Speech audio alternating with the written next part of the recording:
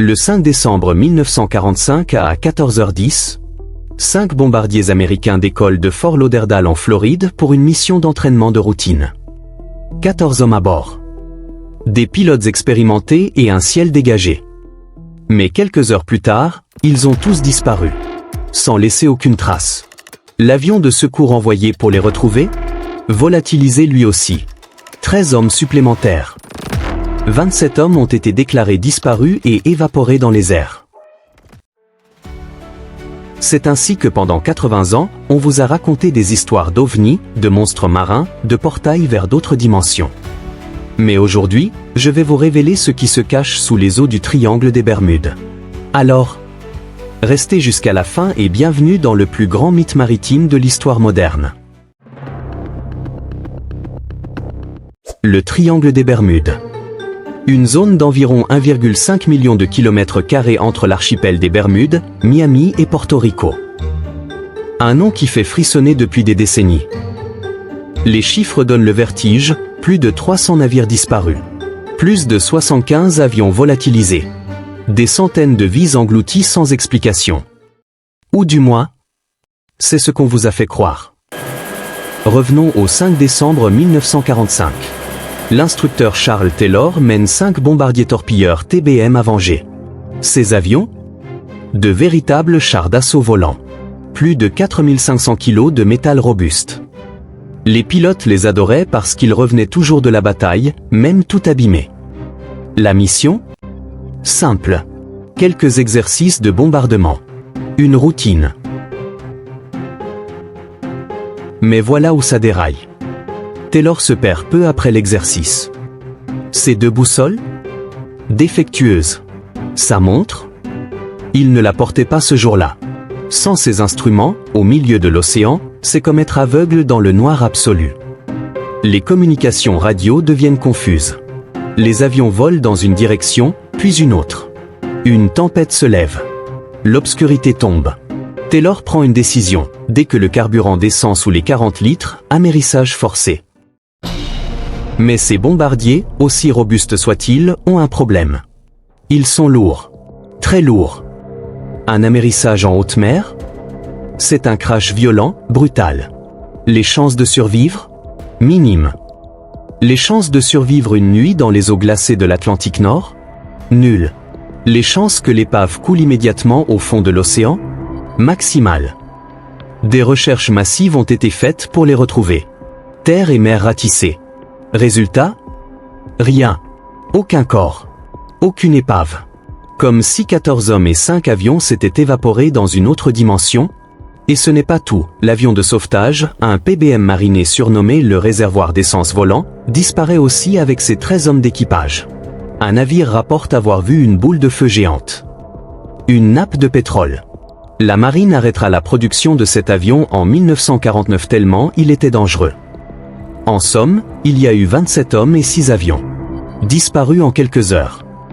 Et c'est là que le monde s'emballe. Les médias explosent. Les théories fusent de partout. Des extraterrestres qui enlèvent les navires. Des vortex spatio-temporels vers des univers parallèles. Des bases aliens sous-marines. Ces histoires ont nourri notre imagination. Des livres, des films, des documentaires. Le triangle des Bermudes devient le symbole du paranormal.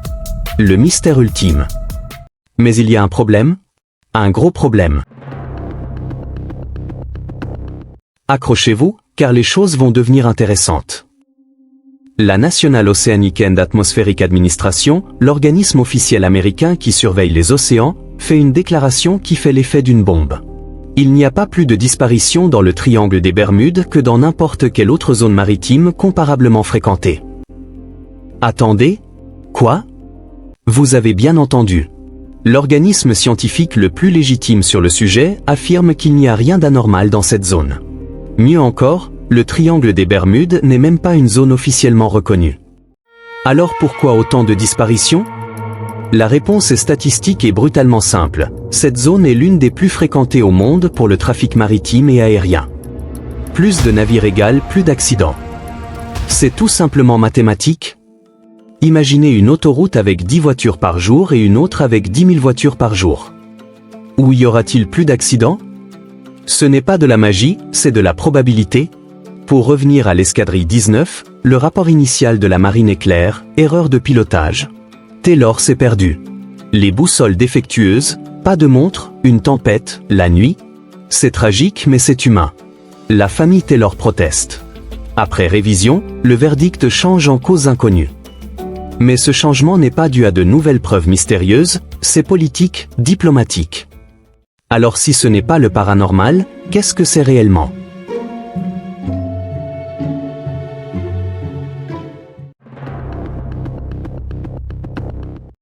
Attachez vos ceintures, car nous allons plonger, littéralement, dans les véritables secrets du triangle des Bermudes.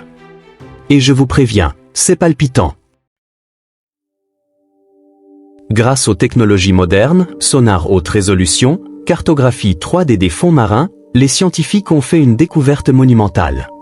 Les Bermudes reposent au sommet d'une montagne sous-marine colossale. 4000 mètres de haut. Formée après une éruption volcanique titanesque. Mais ce n'est pas tout. Cette montagne est entourée de récifs acérés, formés par l'accumulation d'algues et de coquilles de millions de mollusques, avec d'épaisses couches de calcaire. Ces récifs peuvent atteindre 12 mètres de hauteur. Et voici le détail qui glace le sang. Leur matière est plus tranchante que la roche. Plus tranchante qu'une lame. Assez tranchante pour percer la coque d'un navire. Et en quelques secondes. Imaginez, vous naviguez tranquillement. Sans prévenir. Votre navire est éventré. L'eau s'y engouffre. En quelques secondes, vous coulez. Pas le temps de lancer un SOS. Pas le temps de déployer les canaux de sauvetage. Juste le néant.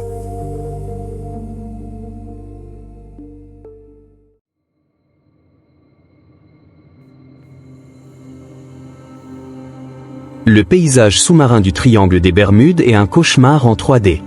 Des abysses qui plongent à 8000 mètres. La plupart des fonds marins se trouvent à environ 5800 mètres de profondeur. La fosse de Porto Rico, près de l'extrémité sud du triangle, 8229 mètres sous le niveau de la mer. Pour vous donner une idée, le Titanic repose à 3800 mètres.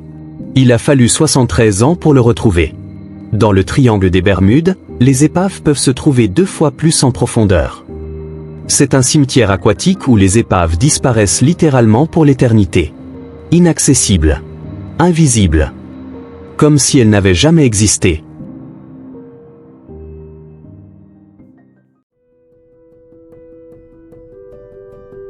Le fond marin de cette zone contient d'énormes dépôts de méthane.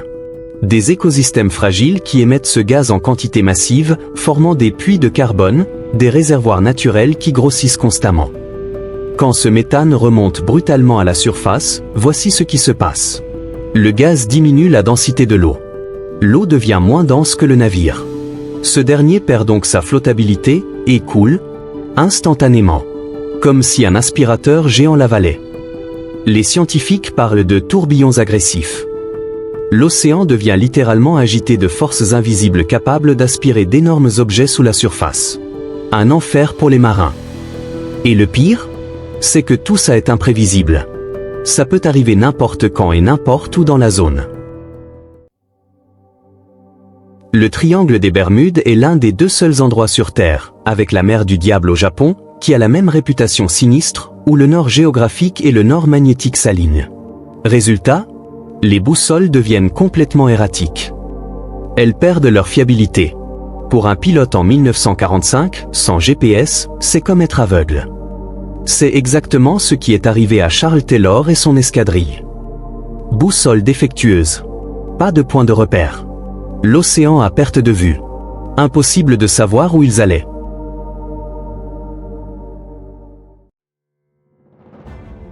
Le Gulf Stream. Un courant de 64 à 80 km de large qui traverse l'Atlantique Nord, longeant la bordure occidentale du triangle. Ce courant est un créateur de conditions météorologiques extrêmes. Les eaux chaudes génèrent des modèles météo qui restent canalisés à l'intérieur du Gulf Stream. Dave Fay, chef de la branche des prévisions maritimes de la National Oceanic and Atmospheric Administration, le dit clairement. Si les conditions atmosphériques sont favorables, vous pouvez obtenir des vagues d'une hauteur étonnante. Si la hauteur des vagues est de 2,5 mètres à l'extérieur du Gulf Stream, elle peut être 2, voire 3 fois plus élevée à l'intérieur. Imaginez, des vagues de 7,5 mètres qui surgissent de nulle part. Des murs d'eau. Les marins expérimentés peuvent identifier le Gulf Stream grâce aux nuages et aux orages qui le recouvrent constamment. Le triangle des Bermudes n'est pas juste une zone maritime.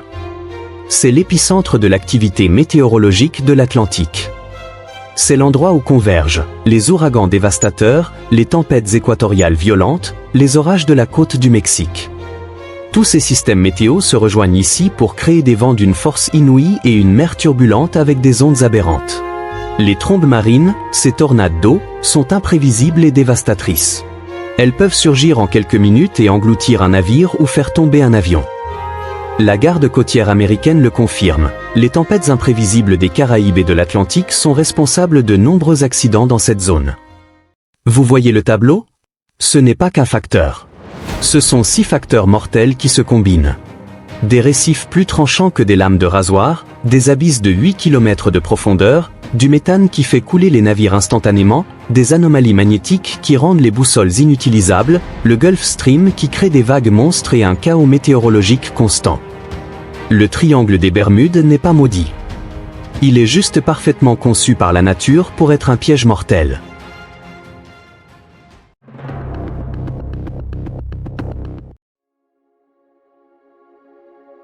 Alors pourquoi? Pourquoi avons-nous préféré croire aux aliens et aux monstres plutôt qu'à la science? Tout simplement parce que les mythes nous fascinent plus que la réalité. Une tempête qui fait couler un navire? C'est tragique, mais ordinaire. Un vortex vers une autre dimension? C'est extraordinaire. Le cerveau humain cherche des explications fantastiques aux mystères inexpliqués. C'est plus satisfaisant émotionnellement de penser qu'il existe quelque chose de surnaturel plutôt que d'accepter que la nature, dans toute sa puissance brute, peut simplement nous écraser. L'escadrille 19 n'a pas été enlevée par des extraterrestres. Elle a été victime d'erreurs humaines, d'équipements défectueux et d'une nature impitoyable. C'est moins romantique, mais c'est la vérité. Les 300 navires et 75 avions disparus? La plupart ont des explications rationnelles. Tempête, erreur de navigation, défaillance mécanique, et cette zone très fréquentée qui augmente statistiquement le nombre d'accidents.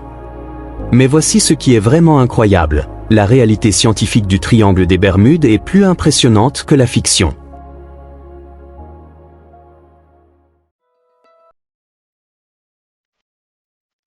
Le triangle des Bermudes nous enseigne quelque chose de fondamental. Nous n'avons pas besoin de chercher le surnaturel pour trouver l'extraordinaire.